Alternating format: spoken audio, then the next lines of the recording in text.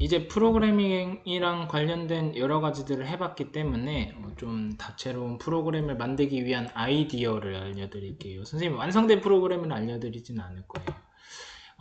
우리가 먼저 해볼 거는 장면을 활용해 보는 건데요. 장면은 여러분들이 프로그램을 조금 더 다채롭게 구성하기 위해 필요한 거예요.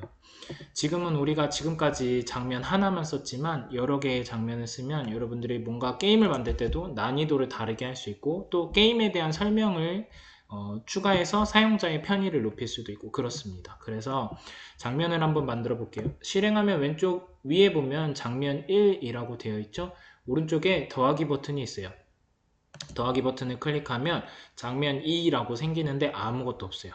이 장면 1과 장면 2를 순서를 한번 바꿔볼게요. 장면 2라고 되어 있는 부분에서 마우스를 살짝 위로 올려가지고 4개의 화살표 방향을 무슨 말이야? 4개의 방향을 가리키는 화살표 모양으로 마우스 커서가 바뀌면 이 상태에서 클릭하고 왼쪽으로 옮기면 순서를 바꿀 수 있습니다.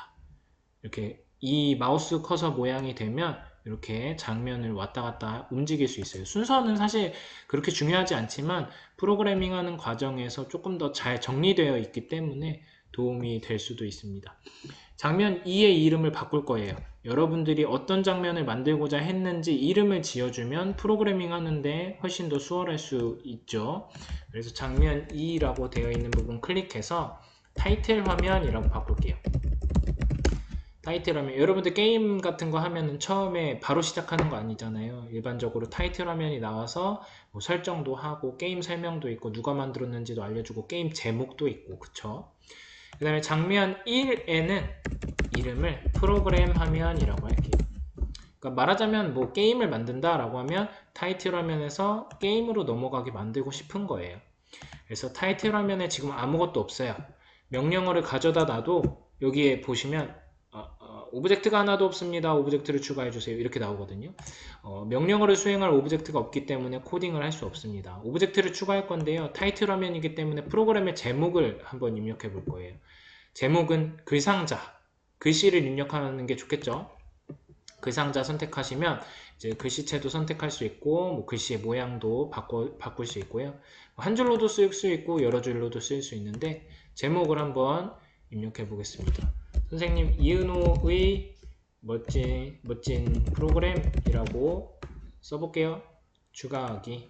그러면 실행화면에 이렇게 나와요. 학번 이름 써주면 좋겠죠. 누가 만들었는지 또 알 수 있게.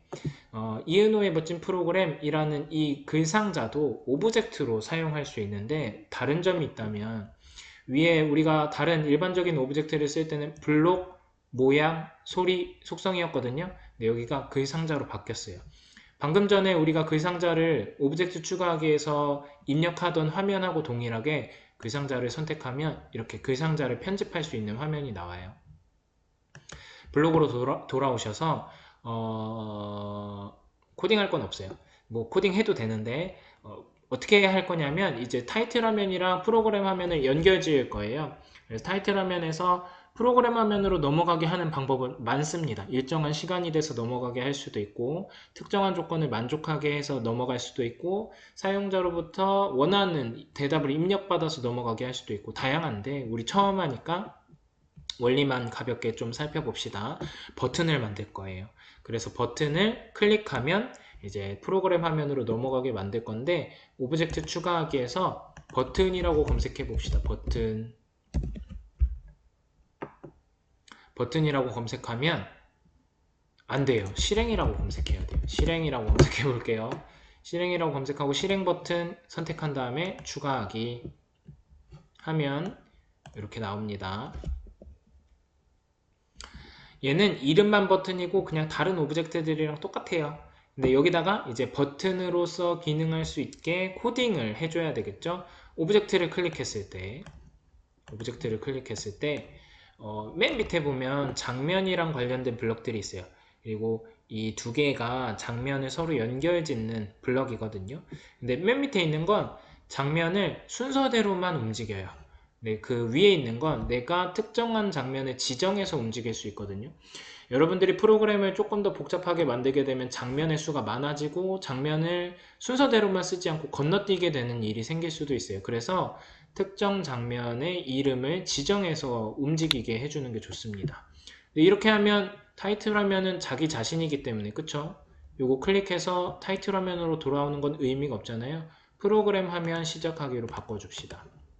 이렇게 하면 시작하기 누르면 얘를 클릭하면 프로그램 화면을 시작하게 되는 거죠. 근데 문제가 있어요. 이 엔트리봇 오브젝트한테 코드가 있거든요. 근데 이 코드를 실행하지 않아요.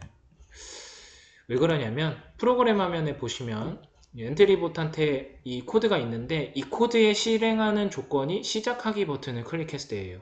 근데 시작하기 버튼은 첫 번째 화면에서만 시작할 수 있어요. 실행할 수 있어요. 그래가지고 지금 프로그램 화면에서 누른다고 하면 이 명령어가 실행되죠? 근데 이렇게 첫 번째 화면을 타이틀 화면으로 하고 시작하기를 누르면 실행 버튼을 눌러도 시작하기 버튼을 다시 누를 수가 없잖아요. 장면 넘어왔어도. 그렇기 때문에 시작하는 조건을 충족시키지 못하기 때문에 명령어가 실행되지 않습니다. 어떻게 하냐면 이렇게 다음 장면에서 자연스럽게 명령어가 실행되게 하고 싶을 때는 시작하기 버튼을 클릭했을 때로 실행할 수 없어요.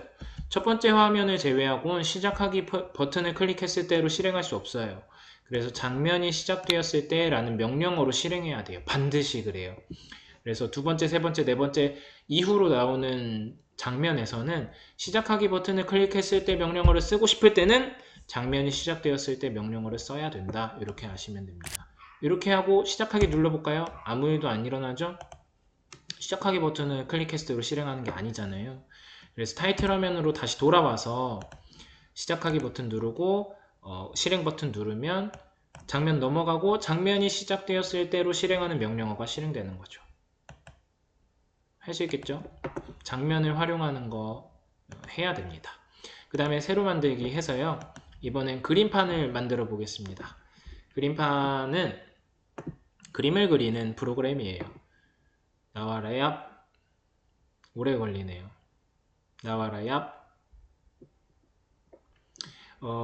그림을 그릴 건데 엔트리봇이 필요 없어서 지울게요. 오브젝트 추가하기에서 연필을 검색하겠습니다. 연필. 연필 2를 가지고 올게요. 연필 2 추가하기. 이 연필 2의 모양 보면 정답 흑백 있는데 정답은 지우고요. 흑백을 좌우 반전할 거예요. 왜냐하면 여러분들 마우스 오른손으로 쓰잖아요. 오른손잡이가 많아서 오른손으로 쓰게 되는데 그래서 마우스 포인터도 이제 왼쪽을 가리키는 게 좀 더 편한 방향이어서 그렇습니다. 지금 연필 모양도 왼쪽에서 오른쪽을 가리키고 있는 모양이라 좀 불편할 수도 있어요. 그래서 반전한 다음에 저장하기 눌러주시면 왼쪽을 가리키게 됐죠. 블록으로 돌아와서 이 펜이 연필이 마우스를 따라다니게 만들 거예요. 시작하기 버튼을 클릭했을 때 계속 따라다녀야 되거든요. 프로그램 실행되는 내내. 그래서 계속 반복하기, 움직임에서 중간에 보면 연필 2 위치로 이동하기 있거든요. 이거 가지고 오시고 얘를 마우스 포인터 위치로 이동하기 이렇게요. 그러면 시작하기 버튼 누르면 얘가 마우스 따라다닙니다. 이렇게요. 자, 그 다음에 생김새에 가서 크기가 너무 커요. 크기를 50 정도. 이 숫자는 퍼센티지예요. 비율이에요. 비율. 그래서 50%로 줄여주는 겁니다. 절반이 되는 거죠. 이렇게 하면은 좀 작아진 상태로 따라다니게 돼요. 그 다음에 마우스 포인터 위치로 이동하기 했잖아요. 요거를 그림을 그려지게 할 건데 시작에서 마우스를 클릭했을 때 가지고 오고요. 그리기랑 관련된 블럭은 붓에 있어요. 그래서 그리기 시작하기를 사용합니다. 이렇게 하면 마우스를 클릭했을 때 그림이 그려집니다. 근데 빨간색이네요. 그쵸? 처음에 색깔을 검은색으로 한번 만들어 줘 볼게요. 검은색으로. 여기 보시면 그리기 색을 빨간색으로 정하기 있죠. 얘를 가지고 와서 시작하기 버튼 클릭했을 때 밑에 놓으시고요. 색깔 선택한 다음에 명도를 0으로 만들면 검은색이 됩니다. 이러면 그릴 때 처음에 검은색이 됩니다. 근데 뭐 그리기가 멈추질 않아요. 멈추게 만들어 줘 볼게요. 마우스 클릭을 했을 땐 그리기 시작했으니까 마우스 클릭을 해제했을 때 마우스 왼쪽 버튼을 뗐을 때는 이제 그리기를 멈추게 하겠습니다. 이렇게 하면 클릭했을 땐 그려지고 뗐을 땐 멈추고 이렇게 되는 거죠. 근데 지금 마우스를 쫓아다니는 연필의 중간으로 쫓아다니고 그림도 중간에서 그려져요. 그쵸? 요거는 이 오브젝트의 한가운데 점이 있어요. 이 점이 그 오브젝트의 위치, 좌표를 나타내는 점이라고 생각하면 됩니다. 그래서 이 연필의 정체성이 이 점이기 때문에 이 점이 오브젝트를 마우스를 따라다니는 거고 여기서 그림도 그려지는 거거든요. 그래서 이 점을 펜촉, 연필의 끝 부분으로 이동시키면 마우스를 연필 끝이 쫓아다니고 그림도 연필 끝에서 그려지는 것처럼 보이게 되는 거죠. 이렇게 하고요. 그 다음에 물감을 한번 찾아서 추가해 줘 봅시다. 오브젝트 추가하기, 물감을 검색해 볼게요. 물감, 물감 선택하시고 하나밖에 없죠. 추가하기 하겠습니다. 그러면 이런 형태의 오브젝트가 있는데요. 이 오브젝트의 모양에 가보면 색깔이 4개 있어요. 4개. 네 가지 색깔이 있는데 이걸 어떻게 쓸 거냐면 4가지 색깔이 화면에 다 나왔으면 좋겠잖아요. 프로그래밍 잘하는 친구들은 복제를 쓰셔도 돼요. 근데 지금 우리 복제를 안 배웠으니까 이 물감 오브젝트를 직접 복제해서 4개의 오브젝트로 만들어 줄 거예요. 여기 오브젝트 상태창에서 물감 이름 대충 주변에서 오른쪽 클릭하면 복제하기가 나와요. 그럼 그 오브젝트가 가지고 있는 속성이나 명령어를 똑같이 복제합니다. 그래서 복제하기 해서 이렇게 4개를 만들어 주시면 되고요. 모양에 가서 하나만 남기고 색상 하나만 남기고 지우는 거예요. 노란색, 파란색, 빨간색 이렇게 남기는 거예요. 그 다음에 지금 실행하면은 하나밖에 없잖아요. 이렇게 나누면 됩니다. 똑같이 복제하기 때문에 좌표값도 똑같이 가져서 그런 거예요. 자, 이렇게 하고요. 정신없으니까 좀 정리부터 할게요. 정리부터. 각각의 물감을 화면 왼쪽 아래에 이렇게 가로로 나란히 나열시켜 볼게요.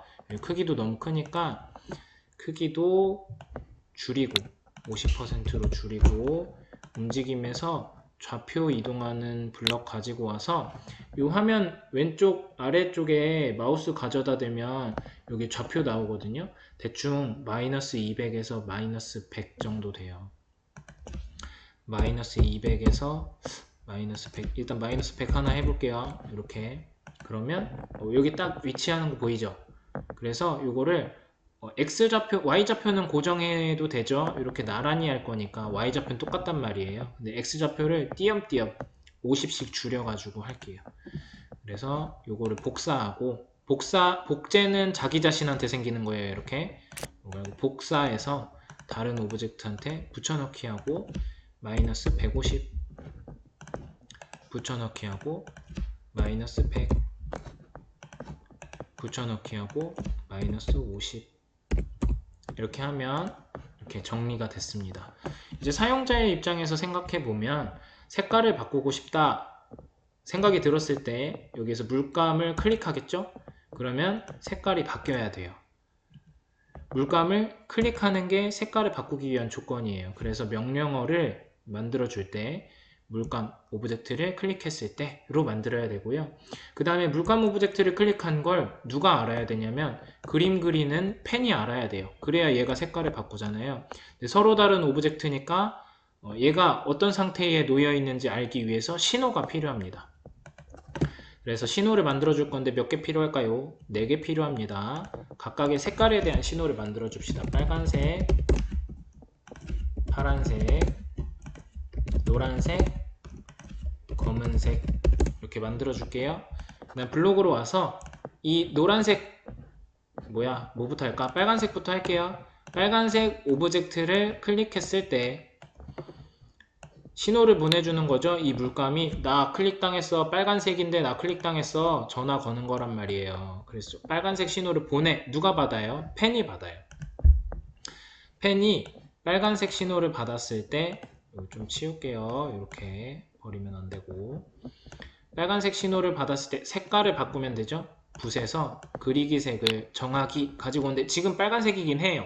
근데 얘랑 색깔 조금 다르잖아요. 똑같은 색깔로 바꾸고 싶으면 이렇게 클릭하신 다음에 이 빨간색 모양 오른쪽에 이게 스포이드 도구라는 거예요.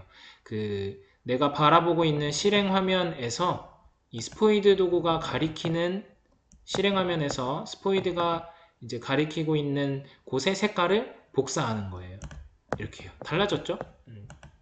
이렇게 하면 자 검은색으로 그리다가 지금 빨간색만 코딩했어요. 빨간색 클릭하면 신호를 붓에 보내고 붓이 받고 색깔을 바꾸죠. 이렇게 똑같이 다른 색깔들도 코딩하면 돼요. 어딨어? 복사할게요.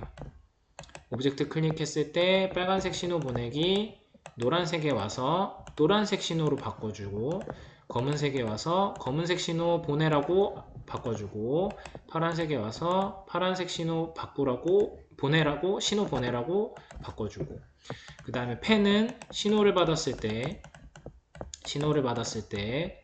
4개가 있는 거죠. 신호가 4개니까요. 파란색일 때는 스포이드 해서 파란색으로, 노란색 받았을 때는 스포이드에서 노란색으로 바꾸라고, 검은색 받았을 때는 스포이드에서 검은색으로 바꾸라고 알려주면 됩니다. 그러면 파란색, 노란색, 검은색, 빨간색 이렇게 되는 거죠. 할 수 있겠죠? 여기까지 한번 해보시고 잘하는 친구들은 지우개도 한번 만들어 보세요.